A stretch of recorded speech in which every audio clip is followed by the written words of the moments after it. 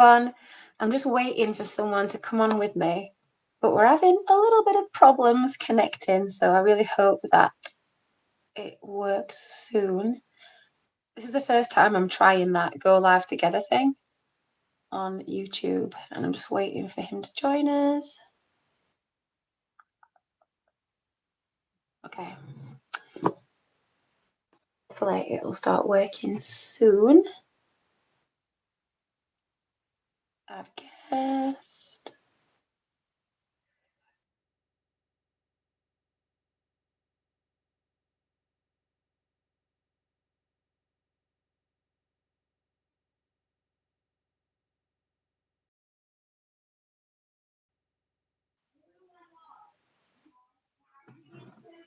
Hi, someone's already in the chat. That's pretty cool. I'm just trying to add somebody, so bear with. How do I send you this on an email then?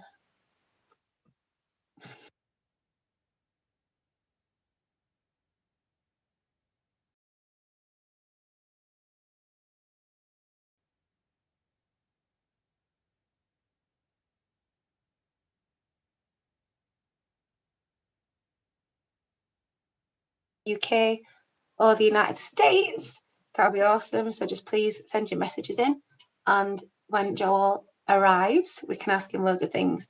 So he is a detention officer, a prison officer from the United States. I'm super excited to talk to him because, you know, I've never been in a prison in America, and I'd like to know what it's about and what it's like. So yeah, put your questions in the chat and hopefully he'll join us. I've just emailed it you, Joel, sorry. So let me know if you get it through. I hope you're okay. We've got 5 people watching. That's exciting. So I'm Hayley, as you know, if you watch this channel. And today we've got a special guest, Joel, coming to us live from America. That's why it's a bit of a weird time. It's 2 o'clock over there, apparently. And yeah, over here where I am, it is just after 7. You're very welcome. Thank you so much for that lovely comment. I'm glad you're finding it useful. If anybody else wants to join in at any point as well, let me know. And we can have a big, massive network of people in the criminal justice world talking to each other. That would be awesome. If there's anything else you want me to cover in terms of, you know, UK police law, let me know. Or any particular cases you find quite interesting that you'd like to know more about, then I'm more than happy to investigate those a little bit further. So I'm just waiting, giving Joel a couple more minutes to try and log in. If you're watching, Joel, I have emailed you the link, so hopefully it'll work from there. Anyone got any questions while we wait?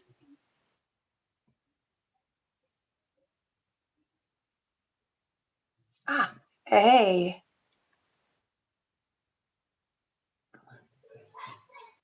Fingers crossed. Oh, It works, yes. it only took like 10 tries. What happened? Was it just the link I sent you on Instagram?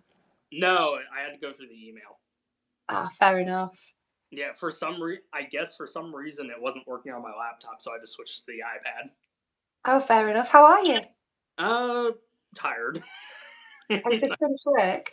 Shift is beating me up. Oh no. Let's see. What hours were you working yesterday then? Yeah, I worked last night. What's it like over there, shift wise? How long do you work on a day? So we're on 8-hour shifts, so I work 10 p.m. to 6 a.m. And then the shift I was on before was afternoons, which is 2 p.m. to 10 p.m. Yeah. So today's your day off. That's right, isn't it? Yes, I have today and tomorrow, so. Oh gosh. Do you get much done on your days off, or do you just catch up with your sleep? So the first day right now is usually my sleep day, and then tomorrow I basically scramble and do everything. It sounds about right, yeah. So, what is it you do then? Tell us a bit about yourself. So currently I am a sergeant at a county jail facility in Pennsylvania. Uh, Before that, I worked as an officer at a state facility in Ohio, and then before that, I was at a county jail facility in Ohio. That's And right, cool. before that, I was in college getting my bachelor's degree in criminal justice. So So, over there then, do you need to have a degree in the relevant subject to get that kind of job? Is that So normal? it's not a requirement, but it helps. Yeah, that makes sense. Did it help you get promoted quicker as well? Um, I want to say it helped, at least for the facility I'm at now, but it's not a requirement to have it. We have a few people who are sergeants that don't have college degrees, and College pure. degrees, sorry, your college degrees are like our university degrees, aren't they, over Yeah. here? Yeah, hmm got you. So how many people have you got then in your facility at the moment? How many prisoners? I think our last facility count. I'm trying to think what our last facility master count was. I think it was 1,050, maybe. Ooh, quite busy then. Yeah. So over here, we categorise our prisons depending on severity of crime. So we'd have Cat A, B, and C's, etc. Do you have similar over there? So like, if someone's done So a particular crime, they're for state level facilities, it goes levels 1 through 5, with 5 being your highest security rating. And then for county jail facilities, we basically try to separate our inmates out by low security all the way up to maximum. So for county jails, you kind of just base it on how they do during their classification scoring. So there's a whole lot of different things that will factor into where they get housed.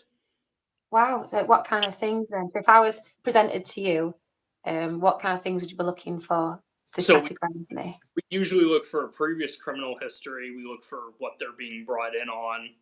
Um, we look at obviously what type of person they are. So if they are easily going to be like a security problem based on how they are when they first come in, we try to put them on a more maximum unit. We also separate out our protective custody inmates, our higher victimization rate inmates, we try to keep separate. And then we also look at just what they did on the outside to bring them in for, Like a big risk assessment. yeah, basically. Yeah.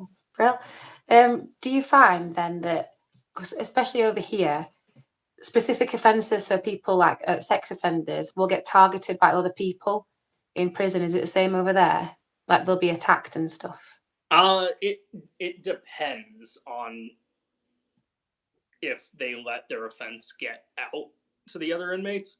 A lot of Um, if they keep it to themselves and it doesn't get out, then they won't be kind of getting attacked. But if it makes its way to the news or somebody finds out about them and starts spreading it, then that's when we kind of look at putting them in a protective custody type situation or trying to ease them into wanting protective custody. yeah, it makes sense. I've had a question through, but I can't see it again now. Let's bear with me. Uh, where is it? What's the main crimes that your inmates are in for, please? That's from Lisa. So lately, a lot of our people that we've been getting, that I've seen at least, it's been a mixture of family violence type things, so domestic violence, drug crimes, uh, maybe a couple of homicides, but that's it. But it's mainly just drunken disorderlies, domestic violences, maybe not what you'd say for us is the more serious stuff, but I mean, that's around where I am. That's what we mainly deal with. That's like your high volume stuff then, the Pretty, domestics and things. yeah. Yeah, it's the same where I am. So in the UK, I'm up north. Domestic violence is one of the most like prolific crimes at the moment. We get a lot of like burglaries as well. Do you get much of that? Um, it depends on kind of like the time of the year, I would say, but there are some parts of where I am that have a higher theft rate than others, especially one part of our area where there's a big shopping center. They have a lot of retail theft problems, and Yeah. all of the stuff that I read through the reports, it's always retail theft, retail theft, retail theft. It's like, Yeah. God, Right. else, please. That's right. So your system's quite different to ours, isn't it? So where you are, do you have like the capital punishment, death penalty stuff? So in Pennsylvania, I believe we still do it. In Ohio, it's still on the books. Wow. There's kind of a stoppage of it right now because the drugs used for lethal injection are kind of harder to obtain right now. So a lot of people are sitting on death row just waiting. God, that must be horrible. It's crazy to think that like it happens because obviously we packed it in like I think it was 50s our last one over here. So it's crazy that it still happens over there. But we've got a massive prison problem, so we've got our prison quite full. Is it the same over there as well? I would say it depends on the state that you're in, whether your facility is all full. I know that when I worked for the state prison system, our facility was mainly medium security inmates and uh, minimum and low security inmates. So we had a larger population size Yeah. based on where we were because we were one of the specialized prisons that had a sex offender treatment program and that had a open dormitory for maximum for the medium security offenders. So we had a lot of special population inmates in our facility. So our numbers were a little more inflated because of the type of prison that we were. Do you segregate your prisons in terms of gender as well in America? Yes, so male inmates are always housed with other male inmates. Females are always housed with other female inmates. Do you find the same kind of crime streams for both, or is it different generally? Um, I would say it's an even split. I would say that it kind of varies based on the person that's incarcerated. I mean, everybody's capable of doing the same crime, so Yeah, definitely. We've got another question in from Lisa. I'm trying to find it. Bear with me, I'm rubbish at this, Lisa. What's the worst incident in the prison you've had to deal with, please? let's see. What have I had to deal with that's been pretty bad?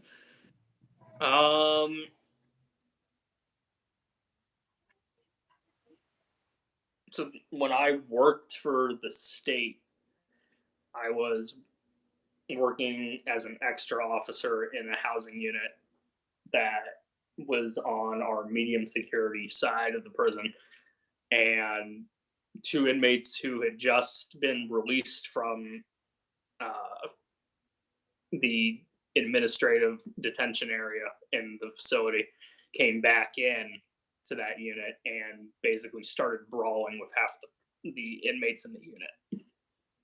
So Wow. it took a bunch of officers to get it broken up and stop it, but that was probably at least one of the worst fights that I've dealt with.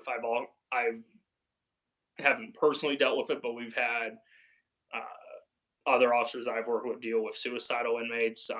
We had an inmate who actually attempted to commit suicide, and luckily, an officer was able to stop them from hanging themselves and actually cut them down. But that fight was probably the worst that I've ever dealt with. Wow. Do they improvise weapons and stuff as well inside? Do they make things? There are plenty of those that go around. Yeah, I imagine. What's it like? So sometimes over here, they can get drugs in. People are clever, aren't they? So they've had drones bringing drugs in and all sorts. Do you have that problem over there as well? Did they manage to get them in somehow? In so where I am now, it does happen. Um, Usually, it's through dirty staff members who bring it in. Yeah. Prison, it there were cases where there were drones that flew over the facility and tried to drop it in. We personally didn't have that problem at the facility I was at. However, they had that problem at some other facilities. And then when I worked at the county jail that I worked at previous to the state, at one of our satellite facilities, there actually was a drone that dropped drugs into the recreation area. So bad. But I would say the majority for where I've been is it's corrupt staff that bring it in. Wow. How do you deal with those then, or how do you identify them? So at the state level and at the current facility I'm at, we have an internal investigations unit that handles all of that.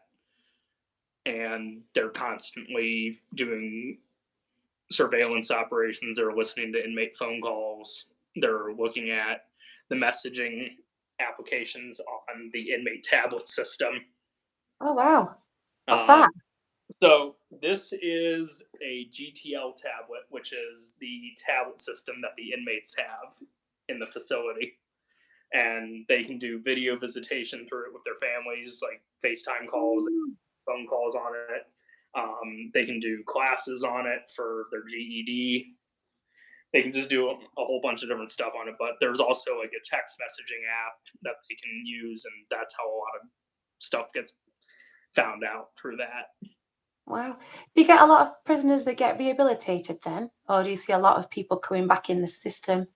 I would say if it's an even split based Okay. on the inmate. I would say if they want to make the change, they will. But there's also ones that just say, I'm comfortable breaking the law. I'm going to keep doing it. Yeah. I mean, some people get kind of institutionalized, don't they? And, at least when they're inside, they get somewhere safe to sleep, they get food.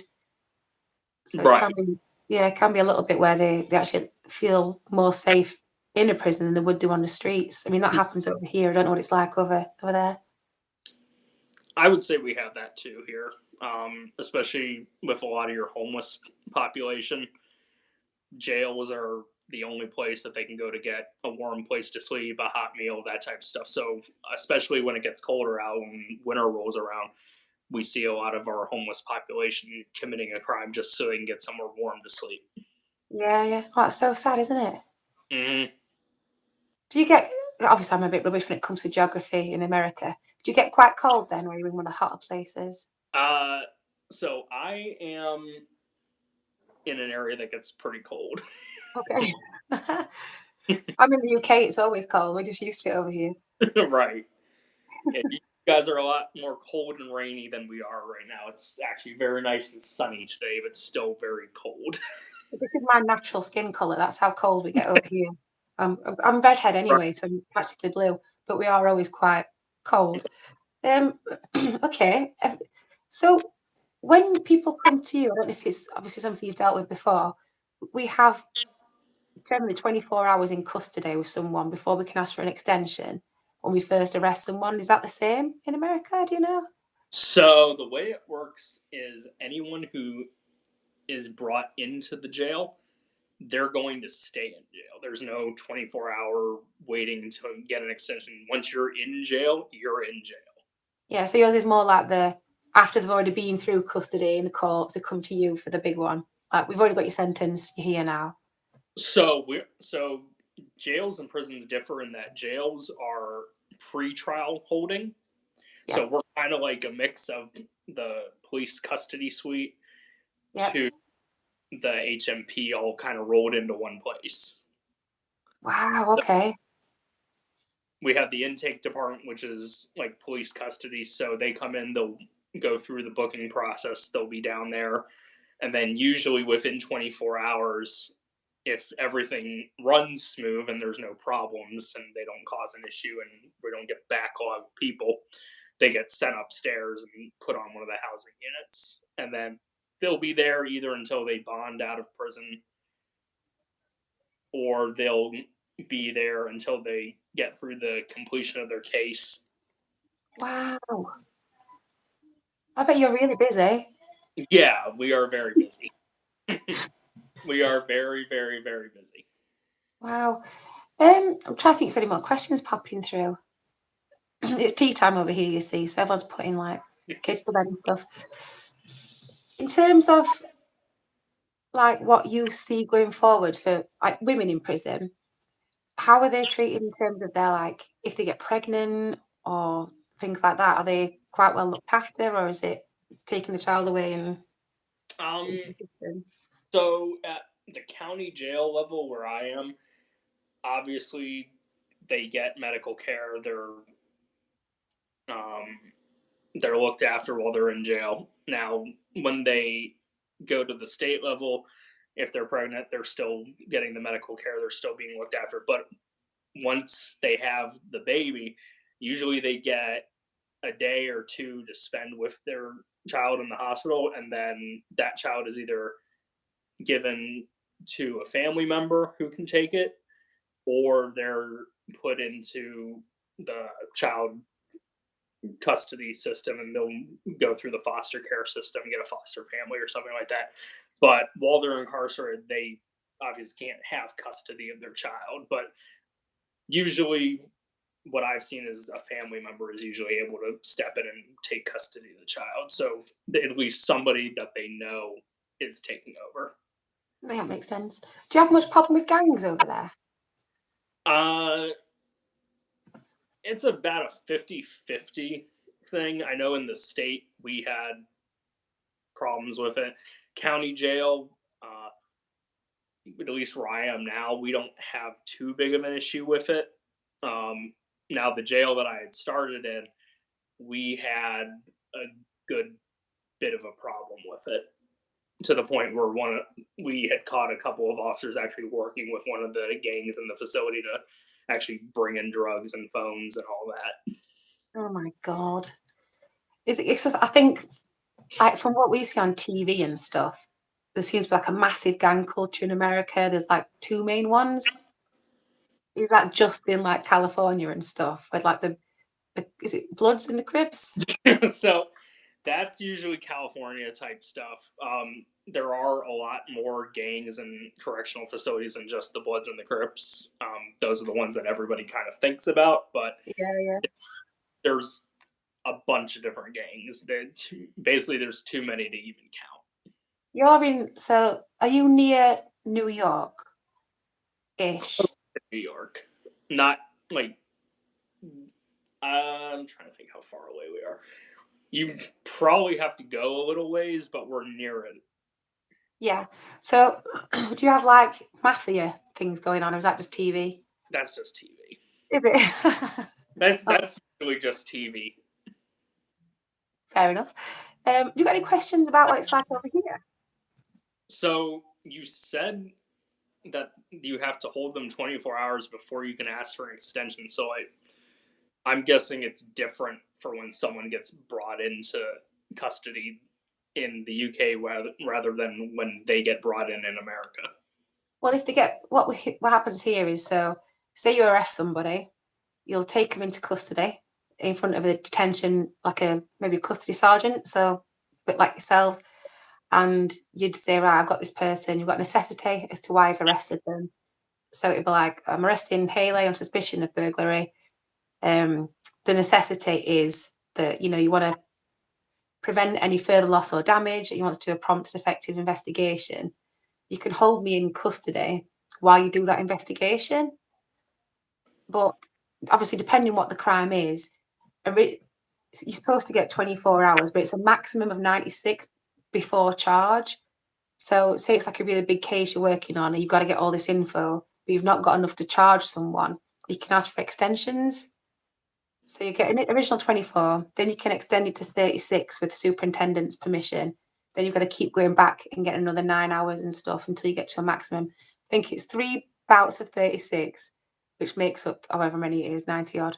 No, you get 96 in total, but Okay. that's how we do it. But that's before charge. But once obviously you've charged someone, so if you're charging somebody with murder, for example, you're not going to let them walk around and wait for their trial date. You're going Right. to boot them in, aren't you? But I think yeah, it's definitely different over here. So we'll process people quite quickly as well. So they won't spend long in custody. And I don't know how yours is set out, but where I am in South Yorkshire, we've got like a hub in the middle, and then we've got all these cells coming off it like that, like an orange segment. So The way it kind of is designed where I am is there's a secured garage that the police department will pull in their car into. We'll bring you into a Sally Port area where the police department gives you over to us. We'll conduct a pat down search of you, take all your property off of you. You get scanned through a body scanner to make sure you don't have anything concealed in you. Ooh. Then you go over to medical, have a quick medical screen to see if you're fit for detention. Once the nurse says, yeah, they're good, you go and get put into a cell and you basically wait for the next step of the process, which is we get you ID'd and get your photo taken. So we do your fingerprints, your photo. They take all your biographical data. Then you go back into another cell. Then you wait. Then you go through what we call pre-arraignment, which is you'll go sit down in front of a judge on a video screen. They'll basically give you the charge that you're being charged with. They'll set your next court appearance. They'll give you a bail if you can get bail. If you're given a bail, you'll move over to processing, where you can have access finally to a phone and try to either call someone to get the money or try to call a bail bonds company to front the money for you to get out.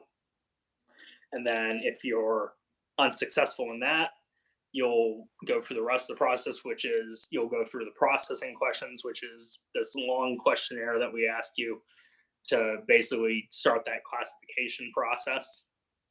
And then you'll go through a more in-depth medical with a nurse. They'll do all that. You'll go through a mental health question system with a mental health professional. And then if you are not able to get bonded out, then you'll move through the next process, which is where we dress you out in jail clothes. We'll do a strip search. Then you'll go back into another cell and you'll wait to go upstairs. Wow. I think some of it sounds quite similar. So, I mean, if people have to go to court, they'll go to the courts the day after. It's quite quick. And we've got a nurse in there as well. And we have a bit of a holding cell where the police officer might have to wait to go through the process. But some of it does sound quite similar. I've got another question. One sec. What does the detention centre look like inside? And do they get time outside for sports? So do you let them go out and play? So for prison, they're in housing units that are basically self-contained housing areas. So they have all the cells that are in there. They have a day room area that they're in during the day.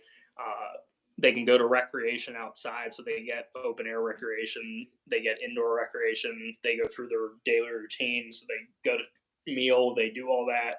A lot of the inmates get jobs while they're in prison, so they do prison jobs. And then for jails, they're again, when we take them upstairs, they're in housing units that have all the cells. They have a day room. The only difference is their recreation is connected to the housing unit, but it's made so that it's still technically open air, but they can't leave the facility. Yeah, that makes sense. Well, do you have people like smuggling in things they're not supposed to have a lot? 'Cause I was at work once and I was looking out the window. We had like our custody blocks were attached to our main police stations of each district. And I was looking out the window as you do, and I could see somebody in the little exercise bit. It was only very small. And they were on a mobile phone smoking a fag in this exercise bit. They're not allowed lighters and they're not allowed mobile phones. I was like, So I had to call down to custody and say, did you know someone's down there with a mobile phone and a cigarette? And they had no idea. I don't know where they, well, they probably kept it in the prison pocket. But I was thinking, well, where have they put that? But yeah, do you have that a lot where they sneak things in? So a lot of that gets intercepted by that body scanner. Oh, yeah, we don't have that. We do a search. So it's a Section 54 search when they get to custody, but we don't have that body scanner. That must be really useful. It is. So basically, the way that works is if we see something that doesn't look right on the image, what they'll the way that it works is the officer who's looking at it has to get a second look from another officer, and then the sergeant usually comes over to confirm their suspicions or not. And then if Yeah. we do, then we'll strip search that person. Do you And have to if like we, an intimate search as well? mhm. So it's always done by a same gender individual. So it's a female officer doing the search. If it's a male officer doing the search. And then basically we try to make sure that they don't have anything on them, and if they do, then we take it, we write a report, and it gets submitted to the jail investigators, and they'll file the appropriate criminal charge for introduction of contraband. Wow, that's good. It sounds like Which you've got a pretty good system, to be fair. we try, we try. How many years did it take you to get to be a like an operational? So you said you were at college before. So how many years did it take you to get in as an actual prison So person? once I graduated with my college degree, I didn't go into corrections right off the bat. I did a couple of security jobs before that, and then one of my friends who was in college with me getting the same degree called and told me, "Hey, we're hiring at the jail. Why don't you come apply?" So I did, and after that, I went through a month-long training academy, and then got hired as an officer for the jail that I was at, and then uh, to be a sergeant, it's taken me 3 years to be a sergeant. Amazing, good work. That's not taking you that long, really. No, it's not. Do you have to wear a uniform over there? Yeah, so uh, most departments require you to wear a uniform. Um, it depends on your department what it's going to look like. At the jail I started at, we wore uh, dark blue shirt with dark blue pants. At the state, we wore kind of like a silver gray shirt with black tactical pants.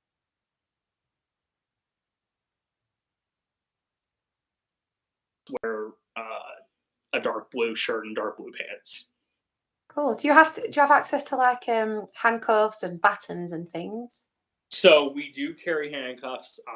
Supervisors like myself and anyone higher than a sergeant or higher carries a taser Wow. So device. do you not have like a baton first? Like the stick So that we have here? we don't carry the expandable batons in the jail. We mainly carry those when we're out on escort trips, Yeah. and then our officers are also armed with firearms when they're out on an escort. Wow. Do you have firearms inside the prison or is it just tasers? So just tasers inside the facility, but when we're outside the facility, we carry a firearm. Do you have to have proper training and stuff for that? Yes, we do have to get proper training, and actually, the department I'm at now, we go through the same firearms course that the police academy goes through. Yeah, that makes sense. With your taser then, do you use that a lot? I've actually been fortunate that I've never had to use mine. That's good. You must be a good negotiator then. I like to think so. I think I can talk to most people.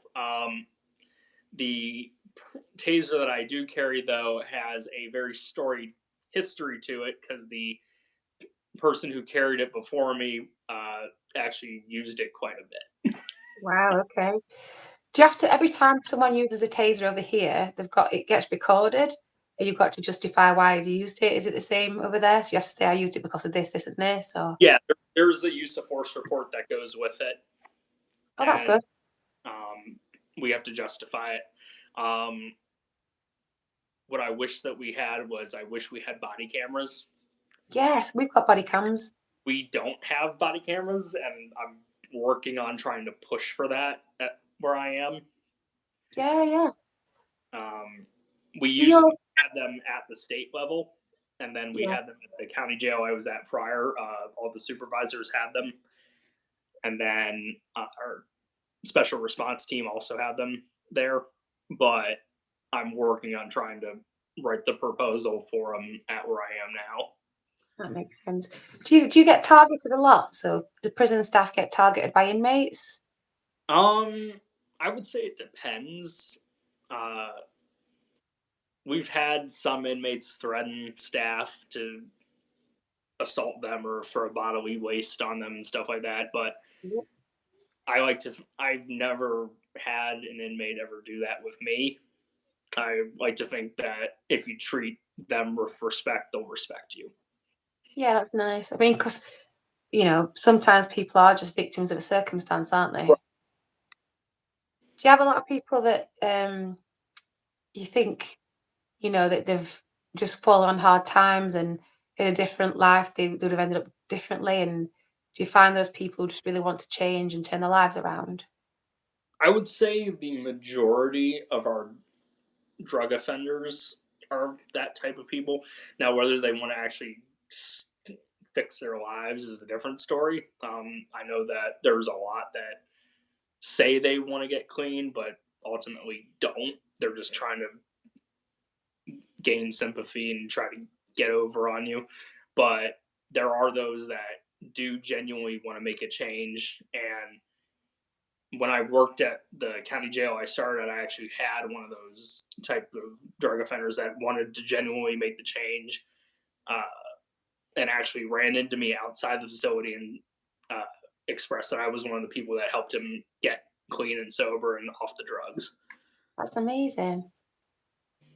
That must have been a good feeling to know that you've It helped was, him change his life. yeah, it was definitely a good feeling, and I like to think that hopefully they're still making positive decisions and such. But it was definitely one of the highlights of my corrections job so far. Yeah, it sounds like it. What is the most rewarding thing about your career then so far? I would say probably for me being able to hopefully make a difference with somebody, or at least show them that there's more to life than doing what they're doing. Yeah, that's really nice. If you had any advice for people who want to go into the system, what would you say? Um, I would say give it a try. It's definitely a job where if you like trying to make a difference and you like talking to people and you don't want to be bored, it's definitely a good job. But also, on the other hand, it's not for everyone. There's definitely times where it's going to try your patience. You're going to have days that you just don't want to go to work because of what you've gone through. But usually, with the right set of coworkers and the right circumstances, it's easily manageable. That's good. If you see something or something does affect you badly, do you have counselling services available? Um, we do. So we use a group called, what was it called? The name's escaping me right now, but it's basically a law enforcement mental health support team that's made up of fellow law enforcement officers.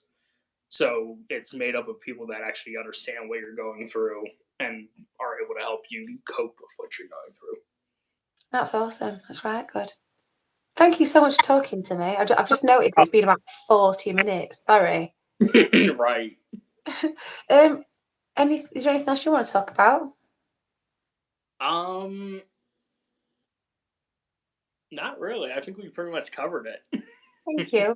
Well, it's been really nice talking to you. Thank you. And if you ever want to come back and we'll talk about some more stuff, that'd be awesome. Yeah, definitely. Cool. Well, thank you so much. No I will say problem. bye. Thank you for all the questions, people. And it'll be on my channel anyway, so you can see it all the Right. time. But thank you so much for popping in. I really appreciate it. Yeah, me too. Thanks. Bye. I don't have to turn it off now. All right.